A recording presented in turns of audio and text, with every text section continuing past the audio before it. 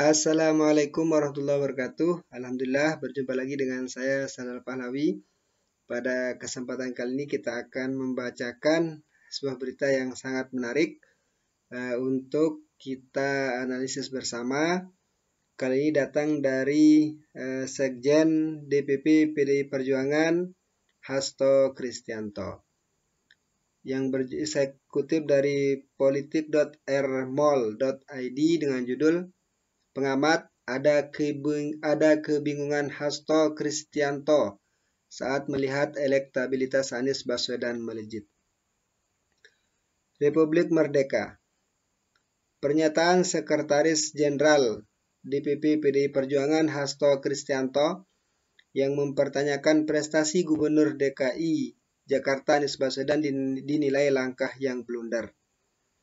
Direktur Pusat Riset Politik, Hukum dan Kebijakan Indonesia (PRPHKI) Saiful Anam menilai blunder karena Hasto tidak menyebutkan siapa kader PDIP yang memiliki prestasi luar biasa melebihi Anies Baswedan sebagai pembanding.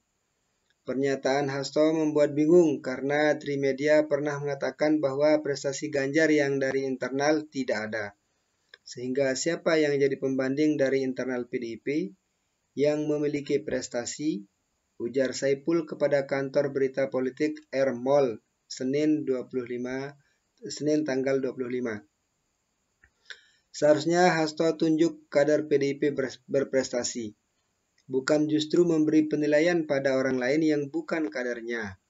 Bagi Saiful Anam, hal tersebut justru memperlihatkan adanya kebingungan dari Hasto CS dalam menghadapi elektabilitas Anies yang kian melejit.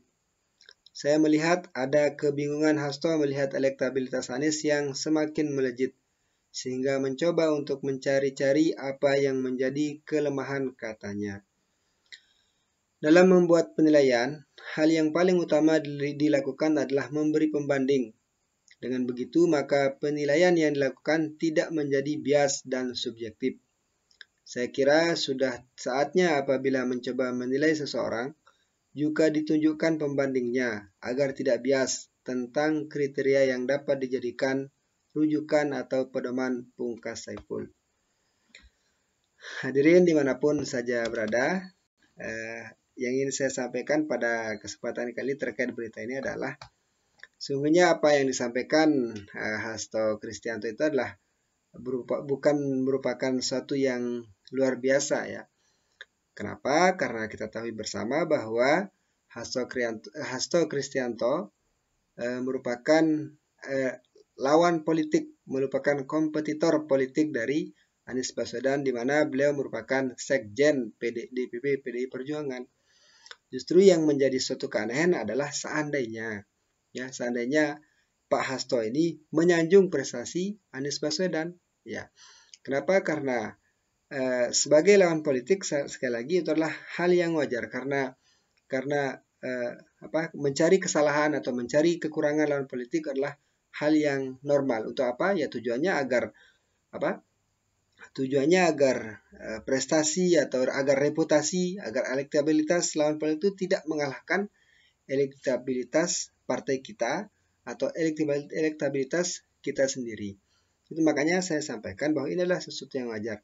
Sesuatu yang hal ini akan menjadi luar biasa adalah ketika seandainya Pak Hasto Kristianto ini menyanjung prestasi dari Anies Baswedan. Nah, yang menjadi kritikan dari pengamatnya adalah tidak mengakui prestasi Anies Baswedan itu bisa menjadi blunder. Kenapa? Karena di saat yang bersamaan ya, ketika menyampaikan kritik bahwa Anies itu tidak punya prestasi, Pak Ganjar sendiri tidak menampilkan satu tokoh yang bisa mengcounter, tidak menampilkan satu tokoh dari internal PDIP yang bisa mengcounter prestasi Anies Baswedan. Misalnya dengan dengan menyebut Ibu Puan Maharani misalnya. Ibu Puan Maharani yang kita ketahui bersama merupakan calon dari yang diharapkan bisa tampil sebagai calon presiden di tahun 2024, itu ditampilkan apa prestasi beliau. Bahkan tapi justru ketika misalnya akan menyebut prestasi Puan Maharani ketika di Jogja, berfoto di tengah sawah bersama para petani, justru itu menjadi bulian dari para netizen karena dianggap tidak cocok atau tidak cocok dengan Ibu Puan Maharani itu sendiri, yang terkesan beliau adalah seorang elit, terus terjun di masyarakat itu tidak pure, atau terjun di tengah-tengah wong cilik ya, meskipun PDIP merupakan partai wong cilik, tapi kelihatannya tidak menyatu dengan rakyat itu sendiri, tidak menyatu dengan ketika berfoto atau ketika mengambil gambar dan sebagainya. Sekali lagi, apa yang disampaikan Hasto Kristianto itu adalah apa yang disampaikan Hasto Kristianto merupakan sesuatu yang wajar, yang karena memang beliau adalah lawan politik atau kompetitor politik dari Anies Baswedan. Makanya dalam kesempatan yang sama, saya pikir PDIP perlu menonjolkan siapa setokoh. Mungkin bisa Ganjar, bisa Puan Maharani, bisa atau tokoh-tokoh yang lain yang kita ketahui bersama bahwa PDIP tidak pernah kekurangan kader. Kita harus akui itu. PDIP itu kita tidak pernah kekurangan kader berprestasi yang akan ditampilkan sebagai pemimpin di negeri ini. Akan tapi untuk saat ini tokoh internal PDIP yang selevel dengan Anies Baswedan itu sepertinya masih belum dimunculkan. Kenapa tidak dimunculkan pada saat ini?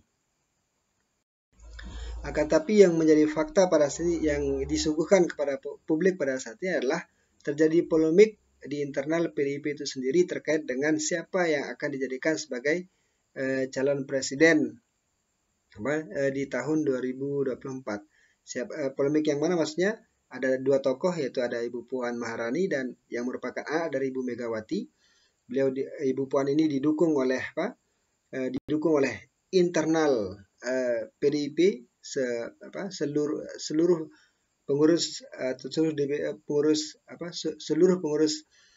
PDIP di 34 provinsi itu hampir semuanya mendukung Ibu Puan Maharani. Tetapi di sisi yang lain ada Ganjar Pranowo yang juga sudah menyatakan diri siap sebagai sebagai calon presiden di tahun 2024, akan tapi tidak mendapatkan dukungan dari internal PDIP itu sendiri.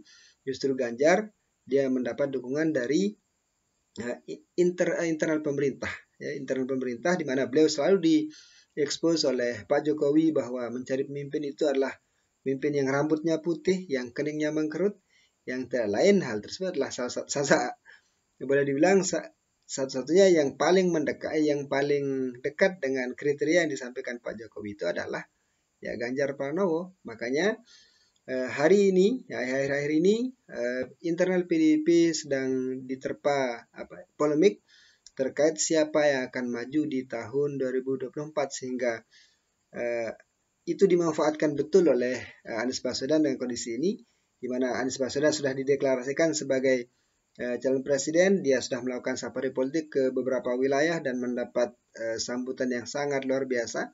Sementara di internal PDIP sendiri belum menentukan siapa yang akan maju sebagai calon presiden nantinya, sehingga harus diakui bahwa Anies Baswedan pada saat ini selangkah lebih maju dari PDIP dalam hal pencapresan di tahun 2024.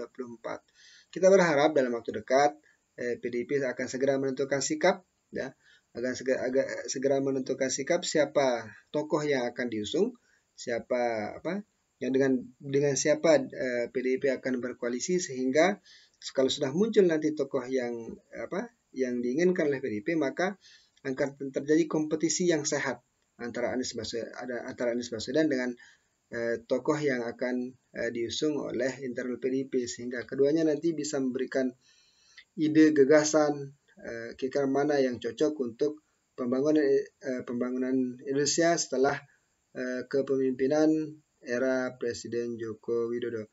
Sekali lagi menarik untuk kita tunggu kira-kira siapa tokoh yang akan diusung oleh PDIP, sementara PDIP itu sangat berharap ada Trah Soekarno yang akan kembali memimpin negeri ini. Karena Trah Soekarno yang akan kembali memimpin negeri ini di masa yang akan datang. Akan tapi kondisi ini, harapan itu berbanding terbalik dengan elektabilitas. Elektabilitas dari Ibu Puan Maharani sendiri masih berada, tidak pernah menyentuh di 3 besar, misalnya seperti Ganjar Pranowo, Anies Baswedan, Prabowo Subianto. Ada Ganjar Pranowo, di survei yang lain menyebutkan ada Ganjar Pranowo, ada Prabowo Subianto, ada Anies Baswedan. Hanya berkutat di 3 tokoh ini saja. Sementara Ibu Puan itu belum mampu masuk ke dalam 3 besar ini. Beliau sudah memiliki boarding pass ya. PDIP memiliki 20% kursi di parlemen sehingga sudah bisa mengujung calon presidennya sendiri tanpa berkoalisi. Akan tapi yang jadi permasalahan adalah elektabilitas dari Ibu Puan itu sendiri. Jangan sampai ketika mengusung Ibu Puan seolah PDIP mencalonkan calon yang kalah misalnya. Sementara di sisi lain ada Ganjar Pranowo yang memiliki elektabilitas tinggi, ya, ada Ganjar Pranowo yang memiliki elektabilitas tinggi, ada Ganjar Pranowo yang memiliki elektabilitas tinggi, tapi tidak mendapat dukungan dari internal PDIP itu sendiri. Hanya ini yang bisa saya sampaikan. Lebih kurangnya mohon maaf. Sekian, assalamualaikum warahmatullahi wabarakatuh.